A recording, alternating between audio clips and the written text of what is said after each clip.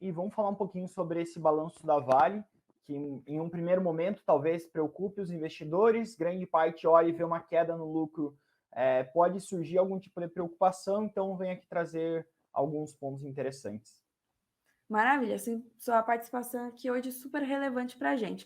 Eu quero começar justamente por esse ponto, né? A gente teve alguma surpresa positiva, negativa, esse balanço veio em linha e como o mercado pode reagir hoje diante desses números que a Vale reportou? Tá. O primeiro, assim, sendo bem objetivo, eu acho que o resultado ele veio bastante em linha com o que a gente estava esperando e o que era acompanhado da Vale com relatórios de produção, etc. Né? A queda no lucro ela já era esperada, grande parte dela, por conta da queda no preço do minério, que é o minério de ferro, que é o principal produto da empresa. Quando a gente quebra e olha como é que foi o volume, como é que foi o preço, a gente teve uma queda na produção do minério de ferro de próximo de 2% ao longo de 2022, né? Que é pouca coisa. A companhia fechou o ano aí com algo como 307, 308 milhões de toneladas produzidas, né? O grande ponto que justifica a queda nesse lucro, queda no EBITDA, etc., é o preço médio desse produto, o preço médio de venda desses finos, tá? Que ele saiu de um patamar de 141 dólares por tonelada para um patamar próximo de 108 dólares por tonelada, né? Uma queda aí de 23, 24%. Então, é isso que justifica toda essa retração no lucro da companhia, mas já era esperado, já era acompanhado pelo mercado. A gente tem que lembrar que em 2022 a gente teve no início do ano toda uma turbulência por conta de o conflito entre Rússia, Ucrânia, etc. Isso impactou os preços do minério de ferro e a comparação com 2021 é bastante difícil. 2021 foi o melhor ano da companhia.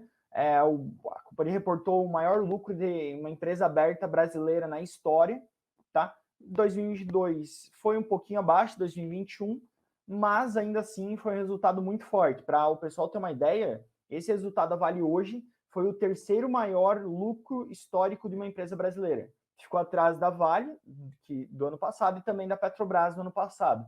Então, mesmo com uma queda, eu vejo o resultado como bastante positivo para a empresa. Bem legal. E, bom, a dívida bruta da Vale a gente viu que aumentou, as despesas operacionais diminuíram, apresentaram uma queda. Eu queria entender como esses fatores acabam impactando o resultado da companhia e, diante desses resultados que ela reportou, como vocês olham para esses números? Ótimo. A questão das despesas diminuindo é bastante positivo, porque ameniza um pouco o impacto da queda nos preços, tá? Então, esse é o primeiro ponto. Despesas a gente vê com bastante positivos. E a segunda questão do endividamento, também eu vejo como positivo. Por quê? A companhia ela tem uma estratégia de melhorar a sua estrutura de capital.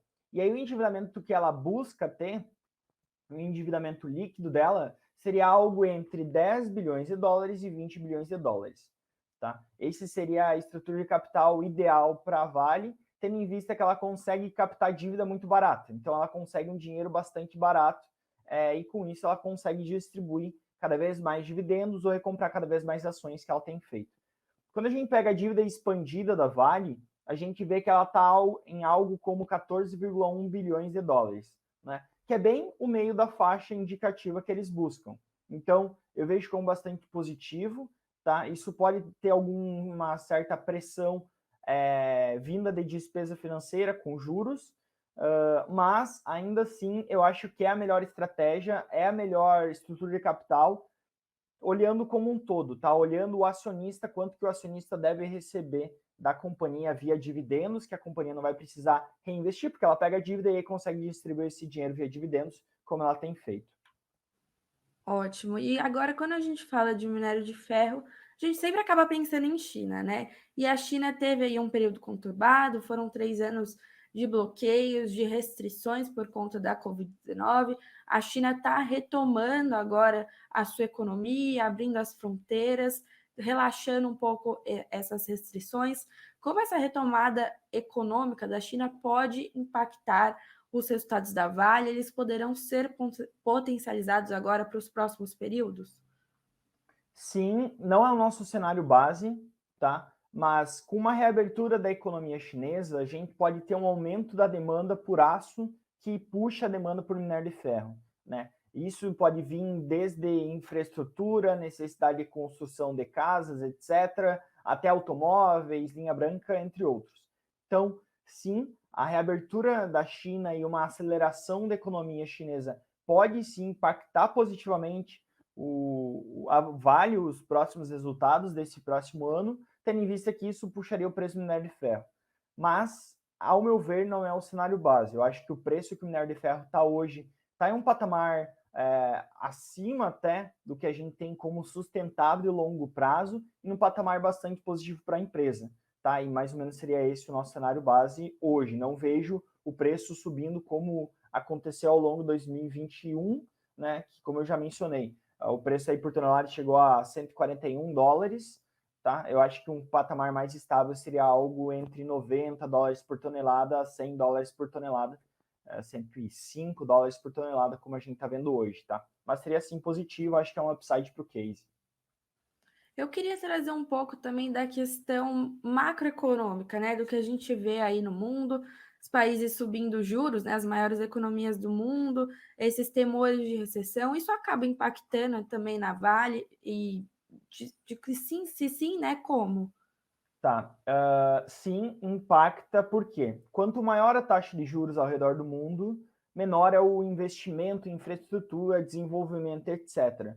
Com menor investimento, você tem um menor consumo de aço, um menor consumo de minério de ferro. Isso impacta a demanda do produto da Vale, o que no final do dia impacta o preço.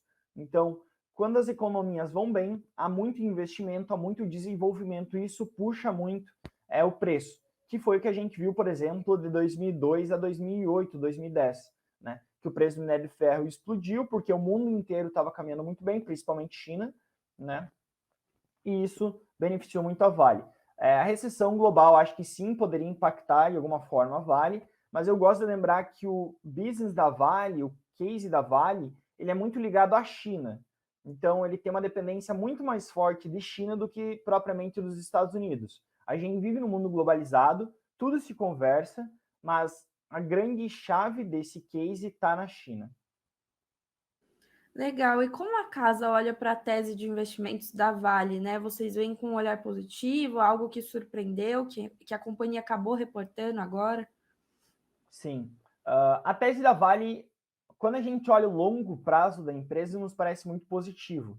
Por quê? Basicamente, a Vale tem alguns projetos de expansão de capacidade, não só expansão de capacidade, mas também expansão da pureza do minério dela, que vai melhorar a qualidade do produto da Vale.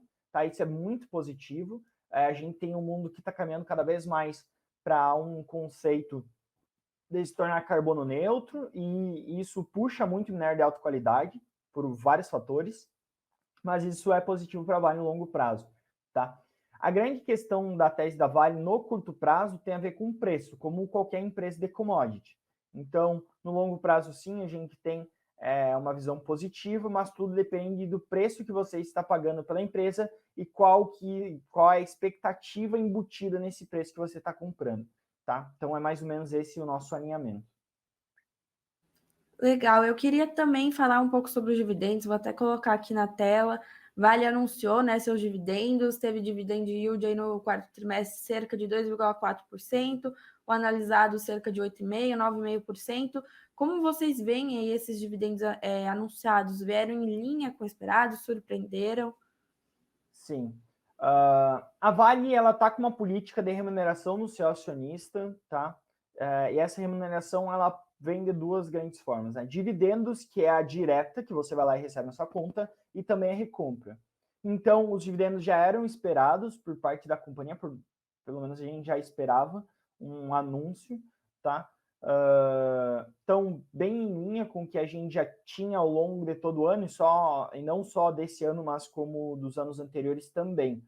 Para o próximo ano, até já abrindo um pouquinho do que a gente pode esperar para a Vale para esse ano 2023, a gente, como eu já mencionei, né, a gente pode ter aí um preço do minério um pouquinho abaixo do que a gente viu em 2022, isso impactaria um pouco o lucro, mas já é esperado quando a gente pega o preço-lucro da empresa hoje, múltiplo preço-lucro, a gente estaria falando de um preço-lucro de 4 vezes, uma empresa bastante descontada, por conta dessa espera na queda do preço do minério. Tá? Já está precificado isso. E por conta disso, a gente deve ter uma queda nos lucros e, por consequência, uma queda no dividendo também. Tá? O dividend yield, aí, num cenário base nosso, estaria rondando próximo de 7% para o próximo ano, que também está bastante em linha com o que a gente viu aí nesse último ano, que foi 8,5%, né? Então, é mais ou menos essa nossa leitura sobre dividendos da Vale, tanto passado quanto futuro.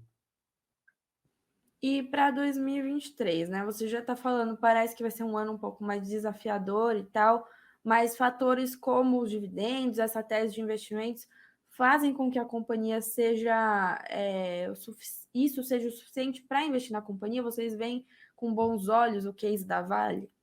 Sim, como eu disse, né? Assim, o mercado ele já precifica uma queda no preço do minério. Quando a gente olha o preço hoje de tela, a gente já está vendo está implícito ali uma queda no preço do minério para o próximo ano, para esse exercício que a gente está passando agora, tá? Então, se a gente tiver qualquer tipo de surpresa sobre o preço desse minério e ficar acima das expectativas de mercado, próximo de $100, por exemplo, a gente pode sim ter um desempenho bastante positivo da Vale, e até é o cenário básico que a gente tem, tá?